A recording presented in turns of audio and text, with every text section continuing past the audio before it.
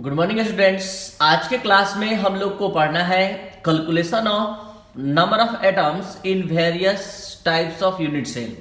मतलब विभिन्न प्रकार के एकक सेल में एटम की संख्या की गणना करना है। यानी जो पिछले क्लास में आप पढ़े कि यूनिट सेल दो प्रकार का होता है, एक सरल घनीय एक असरल घनीय, और असरल तीन प्रकार का होता है। एक होता है फलक केंद्रित, एक होता है अंतःफलक केंद्रित, और एक अंतः केंद्रित घनीय एकक सेल। तो कहने का मतलब ये है कि इन सभी यूनिट सेल में एटम की संख्या को कैसे कैलकुलेट किया जाएगा। इसके लिए फर्स्ट ऑफ ऑल आपको यहां समझना होगा कि अगर कोई एटम यूनिट सेल के कॉर्नर पर होता है, कॉर्नर मतलब आपको समझ में आना चाहिए, ये कॉर्नर है, ये कॉर्नर है, ये कॉर्नर है, ये कॉर्नर है। तो कॉर्नर पर एटम होगा तो उसका कितना पार्ट एक यूनिट सेल में शामिल होगा। तो देखा जाए कितना पार्ट एक यूनिट सेल में शामिल होगा। अगर कोई एटम कॉर्नर पर है तो आपको बता दें कि वो एटम 8 यूनिट सेल के संपर्क में होगा। कैसे? तो देखिए, यहां पर अगर हम इस एटम को पूरा हाफ काट देते हैं, आधा काट देते हैं, तो आधा भाग फर्स्ट हाफ पोर्शन, प्रथम आधा भाग नीचे के 4 यूनिट सेल में चला जाएगा और दूसरा आधा भाग ऊपर के 4 यूनिट सेल में।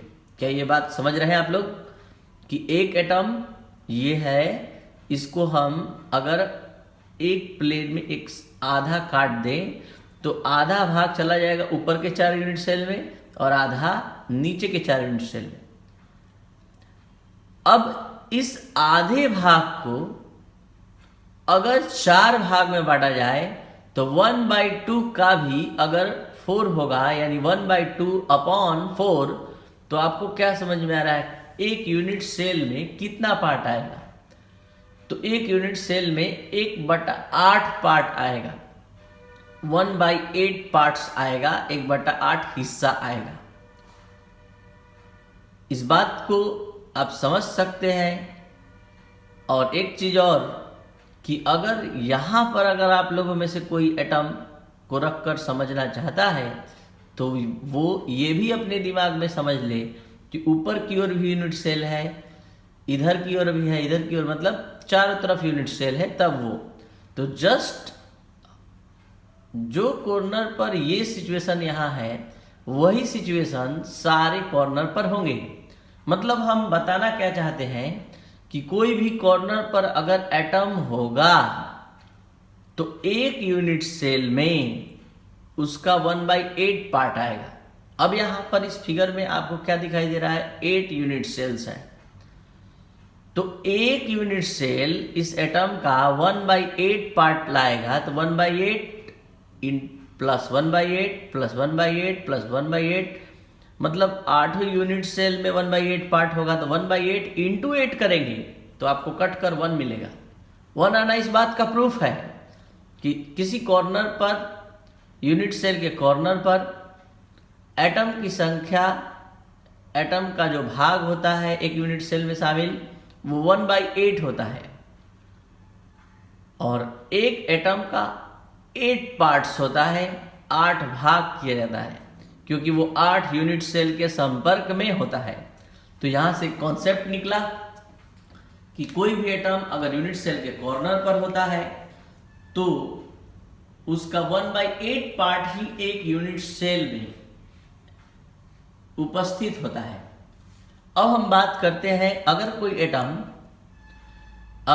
एटम यूनिट सेल के फेस पर, फलक पर होता है, फलक फेस पर, तो आपको पता होना चाहिए कि हर फेस, यूनिट सेल का प्रत्येक फेस जो है 2 यूनिट सेल के संपर्क में होता है।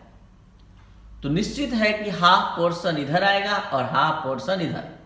इस बात को आप इस फिगर में भी समझ सकते हैं। सपोज दैट आप यहां पर एटम को रख रहे हैं तो या फिर यहाँ पर रख रहे हैं, तो यहाँ पर रखेंगे तो इसमें यूनिट सेल का देखिए नंबर दिया गया है 1 2 3 4। तो अगर आप यहाँ एटम रखेंगे तो आधा भाग जाएगा फर्स्ट यूनिट सेल में और आधा भाग जाएगा 4 यूनिट सेल में। अगर आप यहाँ रखते हैं, इसका यूनिट सेल नंबर 5 है, इसका 8 है, इसका 7 है, इसका 6 है, तो अगर यहाँ आप रखते हैं फलक पर एटम तो आधा भाग जाएगा 5 में और आधा भाग 8 में। तो यहाँ भी एक कॉन्सेप्ट क्लियर हुआ कि जब भी फलक पर एटम होगा, फेस पर होगा, तो उसका 1/2 पार्ट ही किसी यूनिट सेल में शामिल होगा। एक बार और आप देखना चाहते हैं, देख लीजिए। अगर हम यहां पर एटम को रखें जो कि फलक है, जहां 1 लिखा हुआ है, तो आधा पार्ट जाएगा नीचे के यूनिट सेल में और आधा पार्ट जाएगा ऊपर के यूनिट सेल में। तो इस तरह से एकदम क्लियर हो रहा है कि फलक पर एटम होगा तो एक यूनिट सेल में 1/2, दूसरे यूनिट सेल में भी 1/2, मतलब 1/8 पार्ट ही आएगा। इसके बाद अगर कोई एटम यूनिट सेल के बॉडी में यानी आंतरिक भाग में स्थित हो तो निश्चित तौर पर उसका पूरा भाग रह रहा है तो पूरा एटम यानी कि एटम की संख्या 1 मानी जाएगी, यानी कि पूरा संपूर्ण परमाणु स्थित है। इसलिए यहां पूरा परमाणु एक परमाणु इसमें भाग लेगा। तो हम 3 कॉन्सेप्ट अभी बताए। पहला कि अगर एटम कॉर्नर पर है तो उसका 1/8 पार्ट आएगा एक यूनिट सेल में, अगर फलक पर है तो 1/2, और अगर बॉडी में रहे तो पूरा 1 यानी पूरा एटम भाग लेगा। तो ये 3 कॉन्सेप्ट आपको याद रखकर ही आगे कैलकुलेशन करना है। किसी यूनिट सेल में एटम की संख्या हम लोग निकालने जा रहे हैं। एक बार फिर से बता दें एक चीज और कि अगर किनारे पर रहेगा, जैसे ये किनारा है, यहां कोई एटम होगा तो वो 4 यूनिट सेल के संपर्क में है, 2 ऊपर 2 नीचे, तो 1/4 पार्ट एक यूनिट सेल में आएगा। जैसे ये किनारा है, यहां पर एटम रखेंगे, ये किनारा है, यहां एटम रखेंगे, तो ये जो किनारा है 4 यूनिट सेल के संपर्क में है, 2 ऊपर 2 नीचे, तो 1/4 पार्ट आएगा। यहां पर इस क्रिस्टल लैटिस में एटम को कॉर्नर पर रखा गया है। कॉर्नर इसको बोलते हैं, कॉर्नर इसको बोलते हैं। तो यहां पर एटम को कॉर्नर पर रखा गया है। आप समझ सकते हैं कि ये एटम जो रखा गया है अभी एक सिंगल एटम है। अगर हम इसको बीच से ऐसे काट दे तो ऊपर के 4 यूनिट सेल में हाफ पोर्शन चला जाएगा और नीचे के 4 यूनिट सेल में, यानी कि ये जो फर्स्ट हाफ पोर्शन है ये 4 यूनिट सेल में बटेगा। और ये 4 यूनिट सेल कौन कौन से है? तो ये 4 यूनिट सेल है 5 6 7 8। तो 5 6 7 8 और ये सेकेंड हाफ पोर्शन जो है नीचे के 4 यूनिट सेल में डिस्ट्रीब्यूट होगा, वो है 1 2 3 4। तो आधा भाग जाएगा ऊपर के 4 यूनिट सेल में और आधा भाग नीचे के 4 यूनिट सेल में। तो पहले 1 था, फिर 1/2 हो गया। अब इस 1/2 पार्ट का भी इस 4 यूनिट सेल में डिस्ट्रीब्यूशन होगा, तो 1/2 अपॉन 4 यानी 1/8। तो आप समझ सकते हैं कि एक यूनिट सेल में इस एटम का 1/8 पार्ट शामिल होता है। अगर आप एक यूनिट सेल में जो एटम आया है, एटम का पार्ट्स आया है, उसको लेकर 8 यूनिट सेल की संख्या से मल्टीप्लाई कर दे तो पुनः 1 एटम आ जाएगा।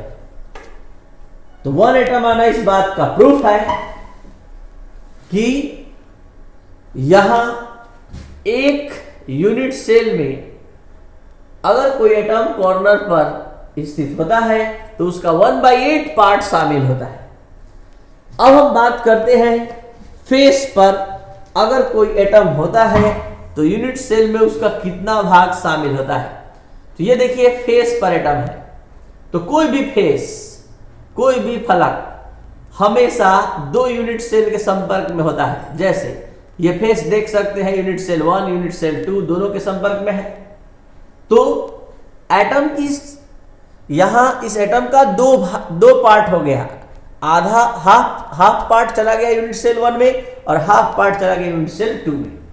तो इस तरह से समझ सकते हैं कि फेस पर कभी एटम होगा तो एक यूनिट सेल में 1/2 पार्ट्स आएगा, यानी हमेशा हाफ पोर्शन दोनों यूनिट सेल में शामिल हो। तो किसी यूनिट सेल में अगर फेस पर एटम आएगा तो 1/2 पार्ट्स उसका शामिल होगा। इसके बाद अगर कोई एटम बॉडी में रहे तो पूरा 1। तो 3 कॉन्सेप्ट यहां मिला। कॉर्नर पर एटम रहेगा तो 1/8 पार्ट्स लेकर आएगा, फेस पर रहेगा तो 1/2 और बॉडी में रहेगा तो 1। तो अब हम लोग डिफरेंट यूनिट सेल्स में एटम की संख्या का कैलकुलेशन अच्छी तरह कर पाएंगे। इसके लिए अब ध्यान दिया जाए, समझा जाए। सबसे पहले चलते हैं प्रिमिटिव यूनिट सेल में। तो प्रिमिटिव यूनिट सेल ये रहा, ये प्रिमिटिव यूनिट सेल है जिसमें एटम केवल कॉर्नर पर होते हैं। तो केवल कॉर्नर पर होते हैं तो यहां हम प्रिमिटिव यूनिट सेल में यानी सरल घनीय सेल में प्रिमिटिव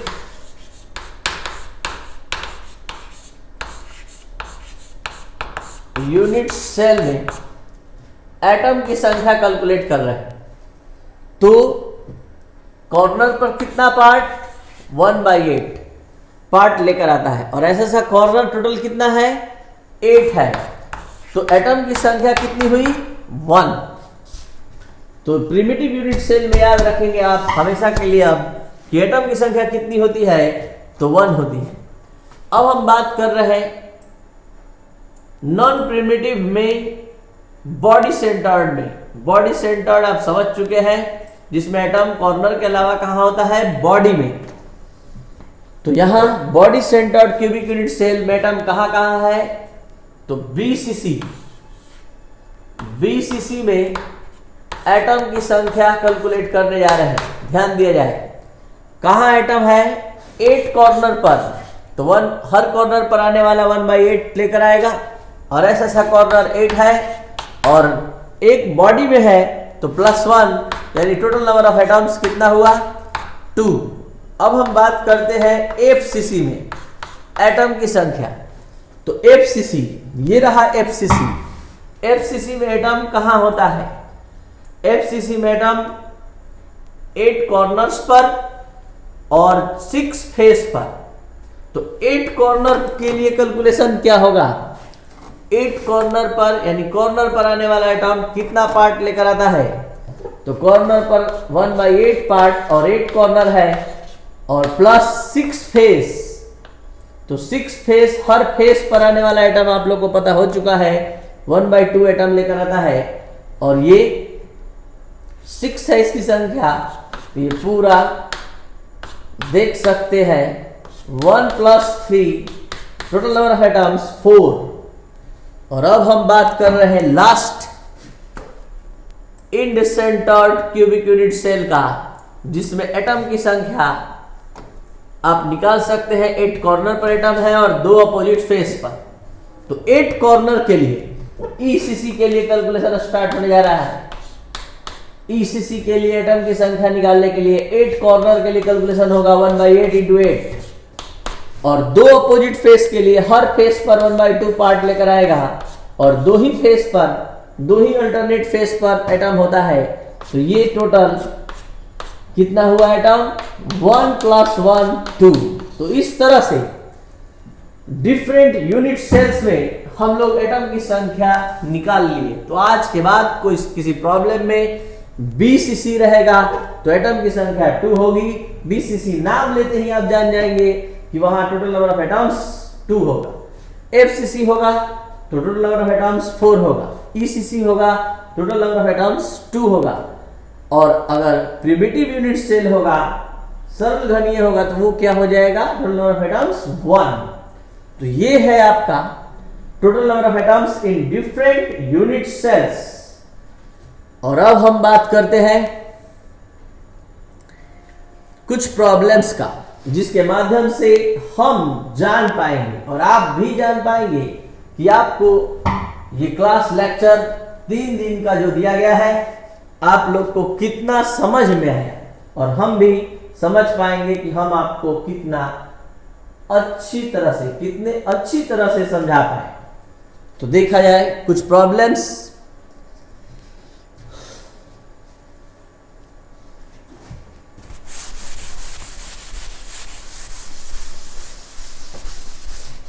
ये प्रॉब्लम ही आपके कॉन्सेप्ट को रिफ्रेश करेगा। एक यूनिट सेल है, इस यूनिट सेल में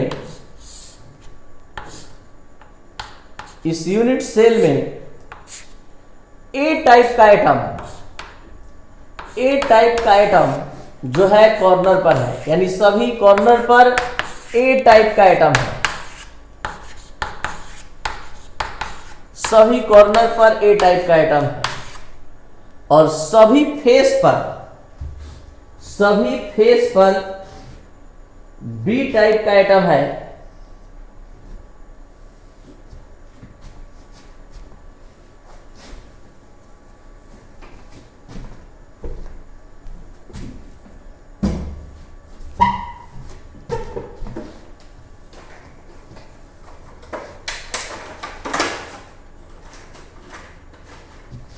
सभी फेस पर बी टाइप का एटम है।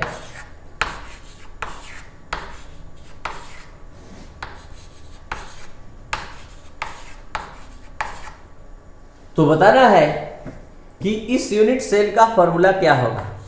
तो हमने क्या बताया, ए टाइप का एटम कहाँ है, तो ए टाइप का एटम केवल कॉर्नर पर है। फिर से पूरा प्रॉब्लम ध्यान से सुना जाए।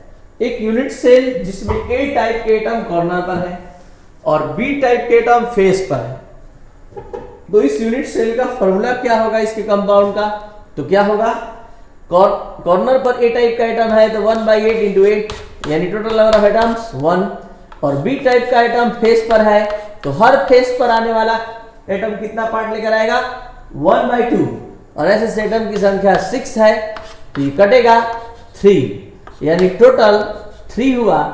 तो ए और बी एटम का रेशियो 1:3 है, तो फॉर्मूला होगा AB3। ये आपका आंसर होगा। एक और प्रॉब्लम देखिए, फिर आपका कॉन्सेप्ट बहुत अच्छे से कंप्लीट क्लियर हो जाएगा। एक यूनिट सेल है जिसमें X टाइप के एटम जो है कॉर्नर पर है, सभी कॉर्नर पर X टाइप का एटम है, और Y टाइप का एटम जो है 2 अपोजिट फेस पर है।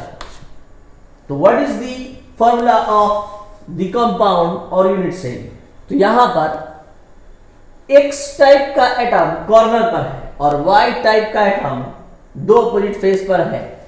तो फॉर्मूला निकालने के लिए X टाइप के एटम की संख्या निकालने के लिए 1/8 × 8 कितना हुआ, 1, और Y टाइप के एटम केवल 2 ही फेस पर है और हर फेस वाला 1/2 पार्ट लाता है, तो 1/2 × 2, तो इस तरह से 1। और अब आज के क्लास का तो फॉर्मूला क्या हो गया, फॉर्मूला भी बता दीजिए। फॉर्मूला हो जाएगा X:Y एटम का रेशियो 1:1 चल रहा है, तो फॉर्मूला हो जाएगा XY, क्योंकि X की संख्या भी 1 और Y की संख्या भी 1।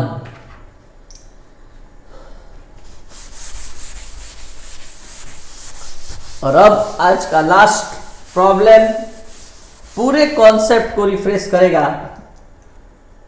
ये है एक यूनिट सेल। इस यूनिट सेल में 3 तरह के एटम पार्टिसिपेट कर रहे हैं। ए टाइप का एटम कॉर्नर पर है,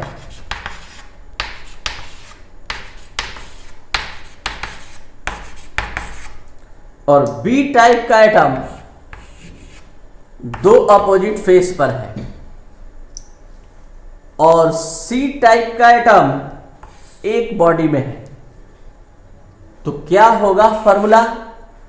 जरा ध्यान दिया जाए। ए टाइप का एटम कॉर्नर पर है तो इसके लिए हो जाएगा 1/8 इंटू 8 मतलब 1, और बी टाइप का एटम दो अपोजिट फेस पर है 1/2 इंटू 2, और सी टाइप का एटम केवल बॉडी में है तो पूरा पूरा 1। तो इस तरह से आप समझ सकते हैं कि फॉर्मूला इस तीन एटम के रेशियो के आधार पर 1:1:1 it means A B C, ये होगा इसके कंपाउंड का फॉर्मूला। तो ये था आपका आज का क्लास। अभी भी कोई प्रॉब्लम किसी तरह का भी समझने में होगा तो आप कमेंट बॉक्स में जरूर बतलाएं। Thank you.